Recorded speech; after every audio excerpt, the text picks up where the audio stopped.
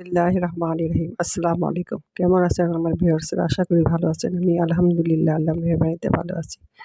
আজকে আপনাদের জন্য একটা নতুন রেসিপি নিয়ে আসছি, চিকেন চিজি বল। আশা করি আপনাদের ভালো লাগবে। প্রথমে আমি চিকেনের বুকের মাংস নিয়ে নিলাম 500 গ্রাম, আর 4 স্লাইস পাউরুটি নিয়ে নিলাম। এখন আমি পাউরুটিটাকে কেটে ব্লেন্ডারে ব্লেন্ড করে নেব। নিয়ে এটাকে ব্লেন্ড করে নেব। তারপরে মুরগির বুকের মাংসটাকেও আমি যে 500 গ্রাম বুকের মাংস নিয়েছি সেটাকেও আমি ব্লেন্ডারে ব্লেন্ড করে নেব, কিমা করে নেব। আমি পাউরুটিগুলোকে আমি ব্লেন্ড করে রাখলাম। তারপরে আমি মুরগির মাংসটাকে বুকের মাংসটাকে ব্লেন্ড করে নেব। আর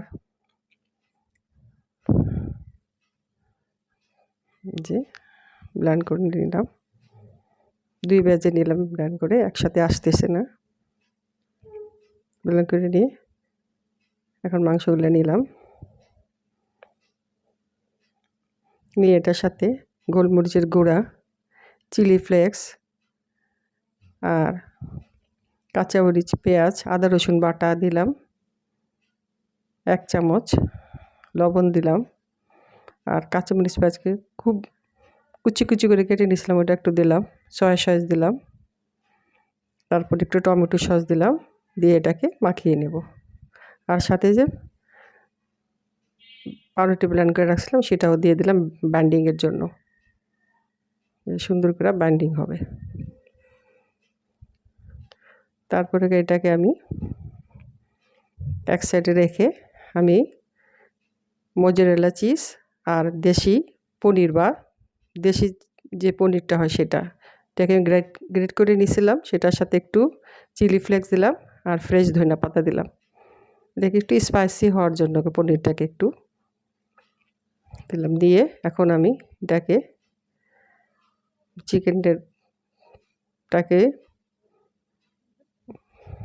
চিকেনের মধ্যে পনিরের পুরগুলি ঢুকিয়ে নিলাম। এটাকে আমি ওভেন শেপ দিলাম।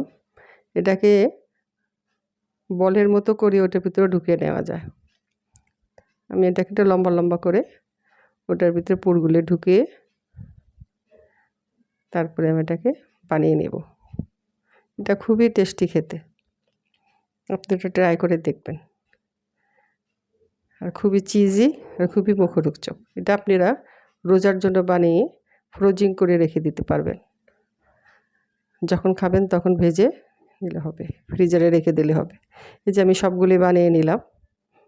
তারপরে আমি 2 চামচ ময়দা আর 2 চামচ কর্নফ্লাওয়ার নিয়ে একটা ঘোল বানিয়ে নেব। এটার সাথে একটু লবণ আর শুকনো মরিচের গুঁড়া দিয়ে দেবো একটু কি স্পাইসি হওয়ার জন্য।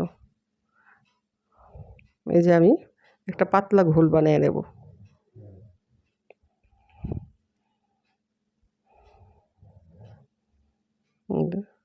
পাতলা ঘোল বানিয়ে নিলাম।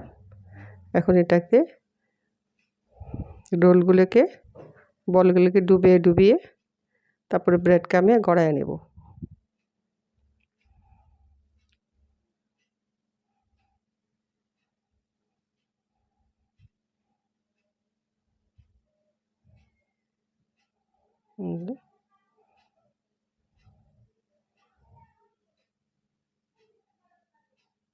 আমি প্রত্যেকটাকে এখন সুন্দর করে ওর ঘোলের মধ্যে চুবিয়ে তারপর ব্রেডকে আমি গড়ায় নেব। সবগুলো গড়ায় নিলাম। এখন আমি এটাকে ফ্রোজিং করে রেখে দিলে একটা বক্সে ফ্রোজিং করে রেখে দেওয়া যাবে। আমি কিছুটা ভেজে নিলাম, কিছুটা রেখে দিলাম, কয়েকটা ভেজে নিলাম। এখন আমি একটা চুলায় ফ্রাই প্যান বসায়া তারপরে তেল ঢেলে দেব। পানিটা শুকিয়ে গেলে তেল ঢেলে দেব। এটা ডুবা তেলে ভেজে নেব।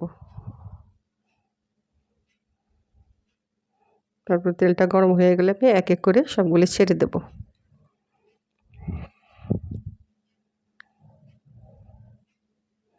তেলটা গরম হয়ে গেছে, আমি এখন ছেড়ে দেব। এটাকে ব্রাউন করে ভেজে নেব। উপরে একদম ক্রিস্পি হবে আর ভিতরে জুসি আর খুবই জুসি হবে। ভিতরে পনির পুর দেওয়া আছে আর খুবই টেস্টি। যেগুলোকে আমি এপিট ওপিট করে ব্রাউন করে ভেজে তুলে নেব।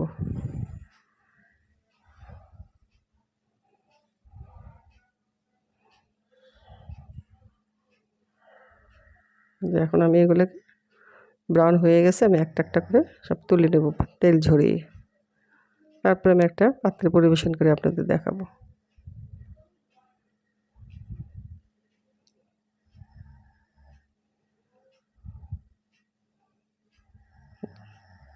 আপনারা এটা রমজানের জন্য বানিয়ে রেখে দিতে পারেন।